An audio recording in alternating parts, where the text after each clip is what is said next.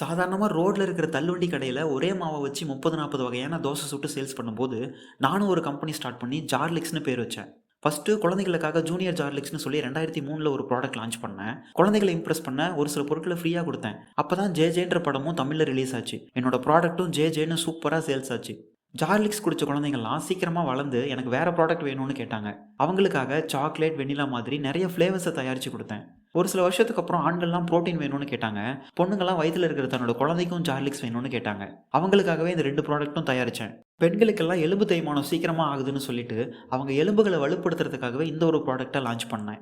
40 வயசுல எல்லாருக்கும் சுகர் வர ஆரம்பிச்சது. அத தடுக்கிறதுக்காகவே இந்த ப்ராடக்ட். இது மிகப்பெரிய சக்சஸ். ஏன்னா 40 வயசுல சுகர் வரல. 42 வயசுல வந்துருச்சு. கூடவே சொந்தக்காரங்களையும் கூட்டிட்டு வந்துருச்சு. அந்த சொந்தக்காரர் என்ன பண்ணிட்டாரு, நம்ம சாப்பிடுற சாப்பாட்ட ஒழுங்கா ஜீரணம் பண்ணாம விட்டாரு. அவர சரி பண்றதுக்காகவே அடுத்து ஒரு ப்ராடக்ட்ட ஸ்ட்ரென்த்தா தயாரிச்சு விட்டேன். அப்புறமா மக்கள் என்ன பண்ணாங்க, செத்ததுக்கு அப்புறம் வாய்க்கரிசி போடுறதுக்கும் என்கிட்ட ஒரு ப்ராடக்ட் கேட்டாங்க. அத தயாரிச்சு லான்ச் பண்ணலான்னு இருந்தேன். திடீர்னு என்ன ஆயிடுச்சுன்னா, அலாரம் அடிச்சு நான் முழிச்சுக்கிட்டேன். வயித்துல இருக்கிற குழந்தைகள்ல இருந்து அந்த குழந்தை பிறந்து, வளர்ந்து கடைசியில செத்ததுக்கு அப்புறம் வாய்க்கரிசி போடுற வரைக்கும் நான் தயாரிச்ச ப்ராடக்ட் எல்லாமே வெறும் கனவா கலைஞ்சு போச்சு.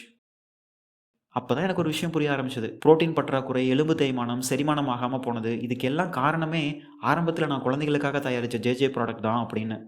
சரி பரவால்ல விடுங்க. அதான் எல்லாம் கனவா கலைஞ்சு போயிடுச்சே.